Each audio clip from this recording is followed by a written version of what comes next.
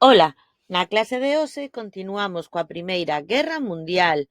Concretamente falaremos de 5 das grandes batallas que se deron nela. Así que comezamos.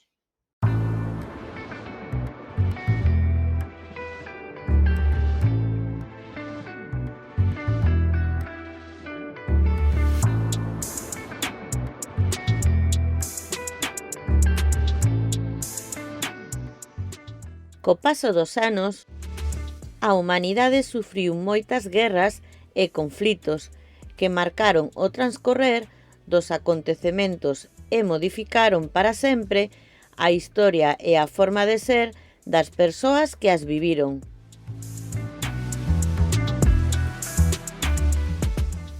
Na clase anterior falamos das causas e dos bandos que se estableceron na Primeira Guerra Mundial, a Gran Guerra.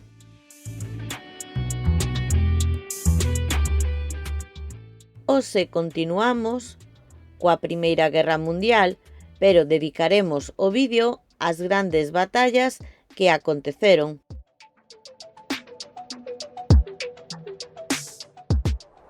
Recordemos os bandos.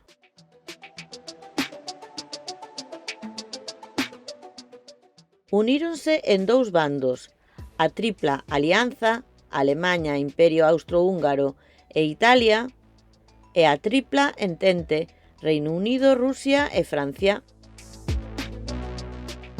Podes velas aquí no mapa.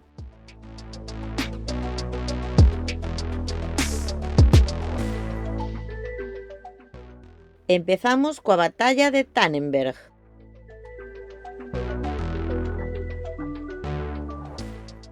En agosto de 1914, mentres os alemáns ían cara ao seu fronte occidental, os rusos atacaron Prusia Oriental.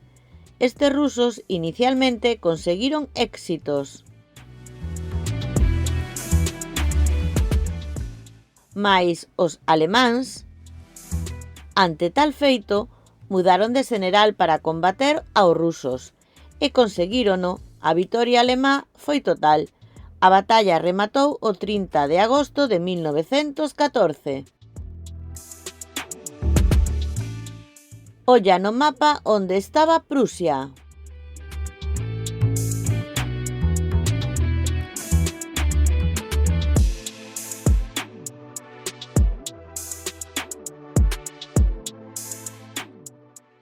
Imos agora coa batalla de Marne.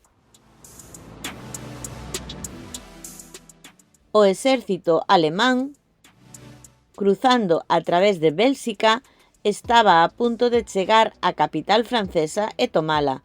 Feito polo cal, moitos habitantes de París escaparon. Joseph Joffre, un xeneral francés,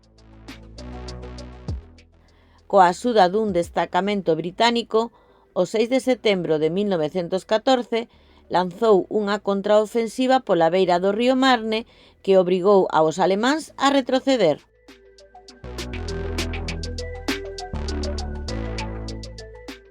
A loita rematou o 10 de setembro de 1914. Esta batalla de Marne conseguiu que o fronte occidental se estabilizara e non houbera xa intentos serios de facerse con el. Aquí podemos ver por onde transcorre o río Marne. Batalla de Galípoli.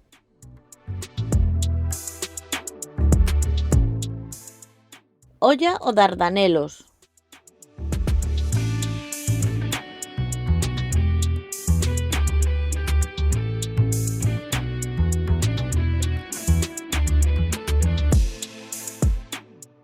Winston Churchill propuxo aos británicos a campaña do Dardanelos coa fin de atacar o Imperio Otomán por consideralo o máis débil dos imperios centrais.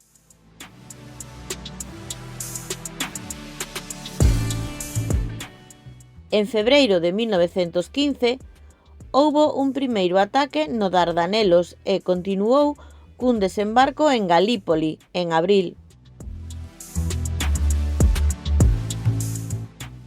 Mais, tras varios meses, esta batalla de Galípoli foi un dos grandes fracasos da Tripla Entente, que recorda que a formaban o Reino Unido, Rusia e Francia.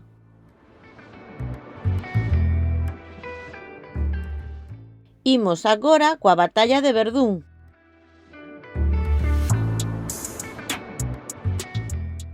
A Guerra de Desgaste foi unha táctica comezada o 21 de febreiro de 1916 polos alemáns e ideada polo xeneral Erich von Falkenhayn contra Verdún.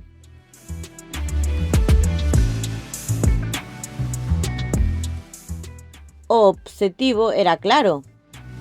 Os alemáns levarían a Verdún moitas tropas para obrigar aos franceses a levalas tamén e así provocarlles milleiros de baixas humanas.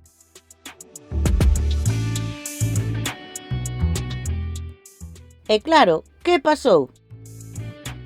Que os franceses, comandados por Philippe Pétain, que establecera un sistema de rotación de tropas para que estas non se cansaran, aguantaron ben o envite dos alemáns.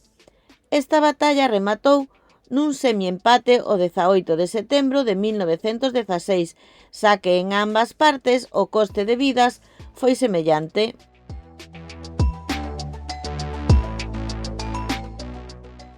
A batalla de Verdún foi das máis largas e devastadoras de toda a Primeira Guerra Mundial. É a quenda da Batalla do Somme, é a derradeira que veremos nesta clase. Tralo ataque dos alemáns a Verdún, un exército franco-británico iniciou o 1 de xullo de 1916 unha ofensiva para aliviar a cidade fortificada de Verdún da presión alemán.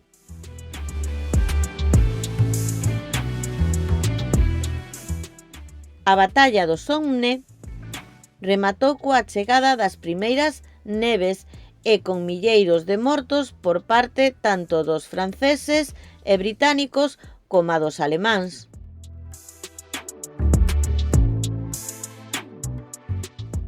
Tivo lugar a ambas beiras do río Somme.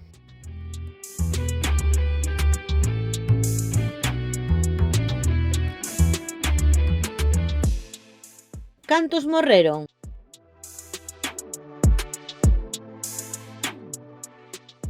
Todas estas batallas provocaron millóns de baixas de persoas que na meirande parte dos casos foran recrutadas das súas casas e fogares para loitar pola causa.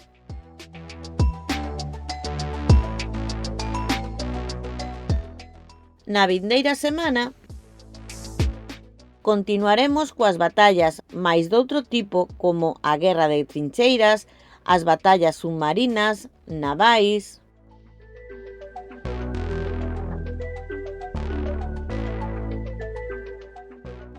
Isto é todo por hoxe.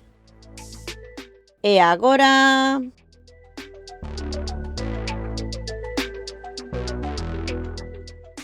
tócache.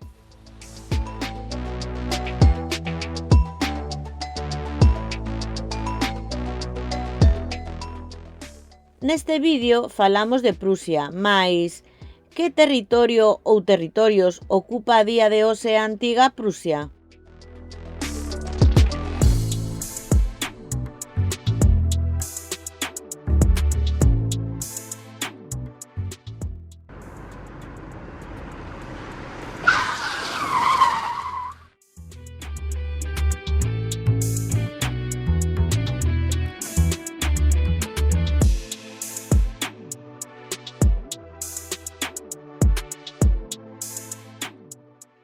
Prusia foi un imperio que antigamente ocuparía o que hoxe en día é parte de Dinamarca, Kaliningrado, Lituania, Polonia e o norte de Alemaña.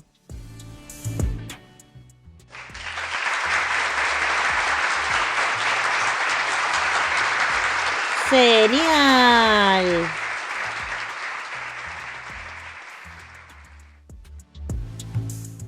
Podes atoparme como @profearacelis nas miñas canles de Instagram, YouTube e TikTok e tamén na nosa páxina web profearacelis.com con máis exercicios e fichas interactivas e imprimibles.